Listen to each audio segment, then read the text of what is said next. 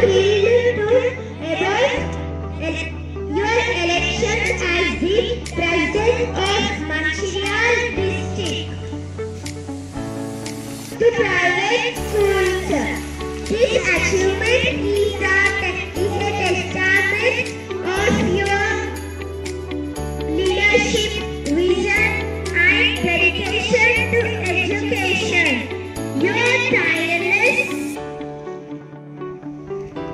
We honored to have you as the chairman to us and confident that you will continue to inspire and guide us.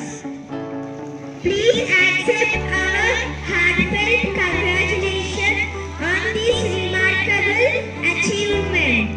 Thank you.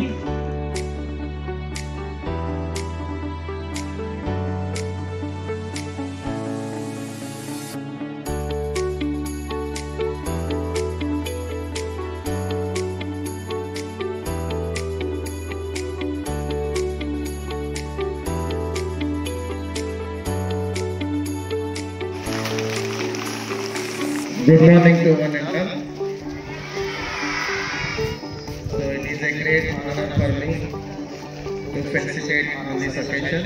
I am thankful to each and every staff and students and parents of Manchiryal district. In addition to that, all the private school correspondents, they have elected me as the president of Kasma second tenure without any election. They unanimously nominated me. I am thankful to each and every correspondent of Manchiryal district. So to achieve this prestigious position, I am very great feeling here today. So to achieving this position, actually when I was entered in the school field in the year 2000, when I was the kid to run the institution, at that time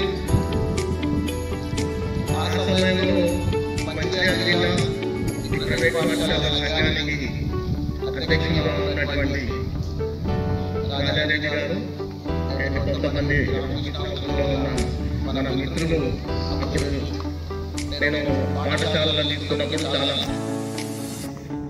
నాకున్న అనుభవం తక్కువ కాబట్టి వాళ్ళకున్న అనుభవం ఎక్కువ కాబట్టి వాళ్ళు meeting ఒకటి పెట్టి స్కూళ్ళల్లో ఇంటర్నల్ పార్ట్ ఆఫ్ అడ్మినిస్ట్రేషన్లో వాళ్ళు ఇంటర్ఫేర్ అవ్వడానికి సంఘ సమావేశంలో నిర్ణయం తీసుకున్నప్పుడు సో ఆ పాఠశాలను నేను ఏ విధంగా రన్ చేయాలి అది నాకు తెలిసి ఉండాలి.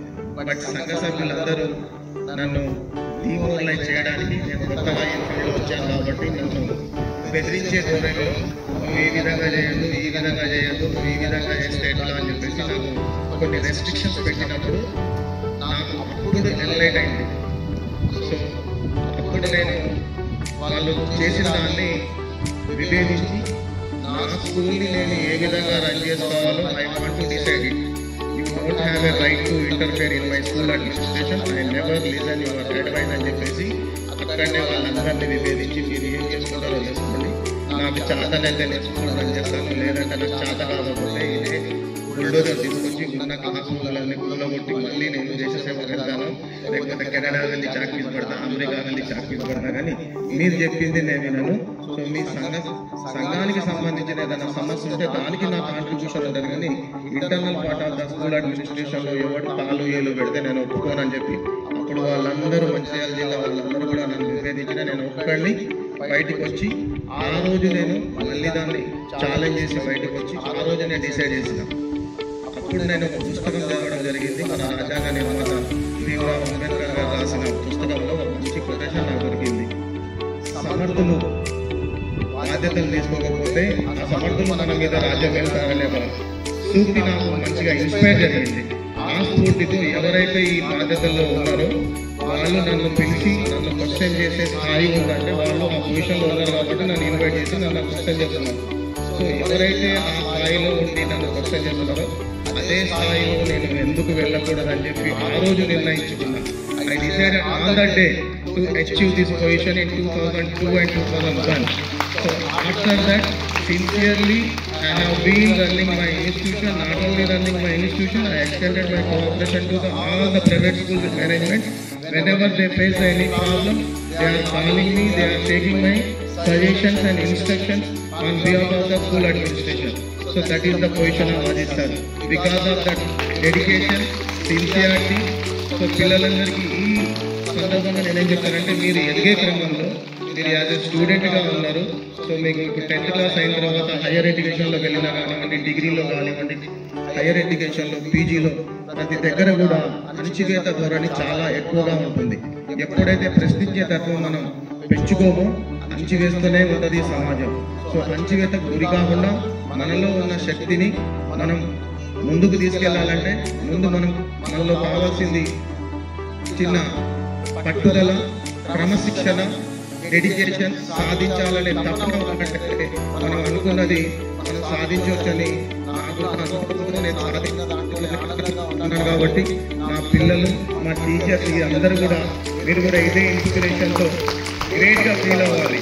ఒక పని చేస్తున్నప్పుడు నేను టీచర్గా పనిచేస్తున్నాను, నేను ఒక జాబ్ వదిలిపెట్టి మామూలు వెంటబడిన ఆదిలాబాద్ జిల్లాలో ఈ తవక్కల్ స్కూల్ ఎలా చేస్తున్నానని చెప్పి నన్ను నా ఫ్యామిలీ మెంబర్స్ కానివ్వండి, సొసైటీ కానివ్వండి, అక్కడికి పోయి నువ్వు పనిచేస్తున్నావు, ఇక్కడ ఏం చేస్తావు అని చెప్పి నన్ను హేళన చేసిన వాళ్ళందరికీ నేను ఎక్కడైతే హేళన జరిగిందో అక్కడనే నన్ను అభినందించే విధంగా నేను పనిచేయాలనే నిర్ణయం నేను ఆ రోజు తీసుకున్నాను. ఎక్కడైతే అందరూ హైదరాబాద్లో నేను జాబ్ చేస్తూ మంచి అపార్ట్మెంట్లో మంచి బిల్డింగ్లో ఉంటే, నేను ఇక్కడ వచ్చి ఈ ఆర్కెస్ట్రా షీట్లో 2 రూముల్లో, ఒక రూమ్లో వండుకొని ఒక రూమ్లో కింద పడుకొని, పిల్లలతో క్లాస్ రూమ్లో కింద పడుకొని వాళ్ళకి చదువు చెప్పి ఈ స్థాయికి వచ్చానంటే ప్రతి మనిషికి కూడా సాధించాలనే తపన ఉంటే మనం ఏదైనా సాధించవచ్చు.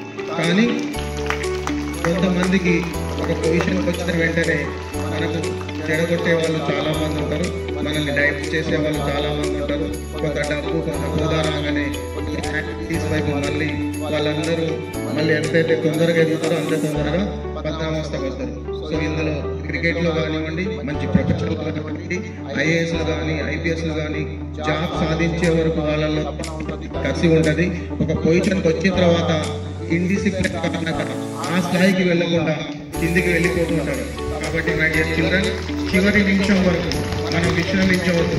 మనం అనుకున్న గమ్యాన్ని ముద్దాడేంత వరకు క్రమశిక్షణ తప్పవద్దు.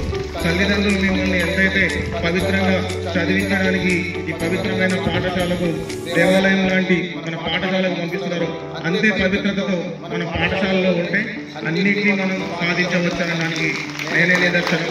సో ఈ విధంగా మనం ముందు ఇంకెన్నో విజయాన్ని సాధించాల్సి ఉంది. ఇద్దరితో ఆగిపోవద్దు.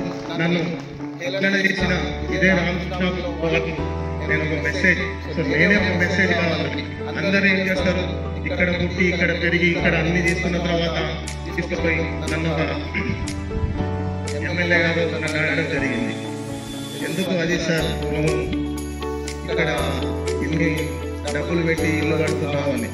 ఎందుకు అన్నానని అన్నా. ఎందుకు ఏ ప్రాబ్లం అన్నా, రామకృష్ణాపూర్లో ఇల్లు కట్టుకుంటాను, ఇక్కడ మళ్ళీ దానికి పెడితే అంత అమౌంట్ రాదు కదా అని అన్నాడు. ఎమ్మెల్యే నన్ను అడగడం జరిగింది.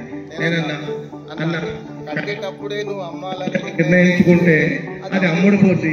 నేను కట్టిన తర్వాత దాని జీవితం అట్లనే ఉంచుకొని పూజించుకోవాలనుకుంటున్నా.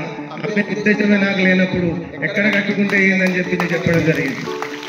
సో మనం ఇదే రామకృష్ణాపూర్లో నేను సింగరేణి క్వార్టర్స్లో ఉంటే నాకు సింగరేణి కరెంట్ కట్ చేయడం, లేకపోతే ఇబ్బంది పెట్టడం, వెనుకవాడు కరెంట్ ఇవ్వడానికి ఇబ్బంది చేస్తే మంచి మంటు ఎండలో మే నెలలో ఇక్కడ ఎంత వేడిగా ఉంటుంది అందరికి తెలుసు కదా, అందరికీ తెలుసు అనుకుంటాం. మే నెలలో సింగరేణిలో ఎంత వేడిగా ఉంటుంది. అటువంటి మంటు ఎండలో నేను 50 చెట్టు కింద మధ్యాహ్నం పూట నేను ఎదిరించేవాడిని, ఇంట్లో కరెంట్ లేకపోయినా కానీ ఎవరిని నేను రిక్వెస్ట్ చేసి నా స్థాయిని తగ్గించుకొని నేను బాధపడలేదు. సో ఒక రోజు నాకు మంచి రోజు వస్తుంది, వచ్చిన రోజు నేను ఏ విధంగా ఉండాలనే పట్టుదలతో మంచి ఎండాకాలంలో కూడా నేను ఓన్లీ మంచం మీద 50 చెట్టు నీడలో పడుతున్నా. సో అదే నా కసి ఇవాళ ప్రతి రూమ్లో ఏసీ పెట్టుకునే స్థాయికి తీసుకొచ్చింది. సో మనిషికి ఇబ్బంది జరిగినప్పుడు మనిషికి ఇబ్బందులు వస్తాయి. వచ్చినప్పుడు మనం దాన్ని కసితో మనకి ఏం కావాలని సాధించే ఆలోచన కావాలి. ఆ మంటు టెండర్లో పడుతున్న కసే ఈరోజు నేను ఏసీ కార్లు చేయడానికి, ఆఫీసుల్లో ఏసీ పెట్టుకోవడానికి, లేకపోతే ప్రతి రూమ్లో ఏసీ పెట్టుకోవడానికి నాకు ఇన్స్పైర్ అయింది. ఎందుకంటే అందరు నన్ను అంటూ ఉంటారు, ఒక మాట మనం చెప్తే ఆ మాట మీద మనం ఉండాలి. కొంతమంది మనం డిస్కరేజ్ చేస్తూ ఉంటారు, సాధించే క్రమంలో మనల్ని ఏదో హేళన చేస్తూ ఉంటారు. నవ్వేటోడు నవ్వని, ఏడ్చేవాడు ఏడవని, మన పని మనం చేస్తూ వెళ్ళాలి.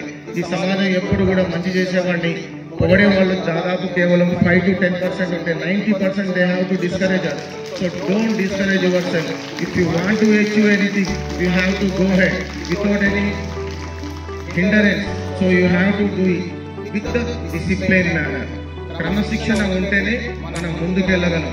ఎంతో మంది క్రికెటర్స్ కూడా ఎగ్జాంపుల్స్ గానే వాళ్ళ హిస్టరీ చదివినప్పుడు చదివితే అర్థమవుతుంది. సచిన్ టెండూల్కర్ ఎందుకు మంచి క్రికెటర్ అయ్యాడు, క్రికెట్కే దేవుడు అంటారు సచిన్ టెండూల్కర్ని. అదే అతనితో పాటు చాలా మంచిగా ఆడే వినోద్ కాంబ్లీ జీవితం ఏమైంది ఇవాళ, ఎందుకు అతను మంచి క్రికెటరే, సచిన్ టెండూల్కర్ క్లాస్మేటే, ఇద్దరు చిన్నప్పటి నుంచి కలిసి ఆడారు. ఇద్దరిలో సమానమైన శక్తి సామర్థ్యాలు ఉన్నాయి. ఒకతను దేవుడేండు, ఒకతను జీవితంలో నుంచే ఇబ్బంది పడుతున్నాడు వినోద్ కాంబ్లీ. దేనికి కారణం ఇండిసిప్లిన్ లైఫ్. సో క్రమశిక్షణ ముఖ్యం. చదువు అందరూ చదువుతారు, అందరికీ మార్కులు గ్రేడ్లు ఎక్కువ తక్కువ వస్తాయి, కానీ జీవితంలో క్రమశిక్షణగా జీవించడం చాలా ముఖ్యం. కాబట్టి సచిన్ టెండూల్కర్ని మనం ఇన్స్పిరేషన్గా తీసుకోవాలి. అర్థమవుతున్న విద్యార్థులు, సో చదివే ఒక్కడే కాదు, హైయర్ ఎడ్యుకేషన్కి వెళ్ళిన తర్వాత కూడా జీవితాంతం మనం క్రమశిక్షణతో నేర్చుకోవాలి. జీవితాంతం క్రమశిక్షణతో ఉన్నప్పుడే మనం ముందుకు వెళ్ళగలం. సో కాబట్టి sincere my advice to all the teachers and students, please you have to maintain discipline in your entire career. సాధించిన తర్వాత తృప్తి చెందకుండా చివరి నిమిషం వరకు you have to maintain this. That is the success mantra of Ajay sir. Thank you one and all. Jai Bharat.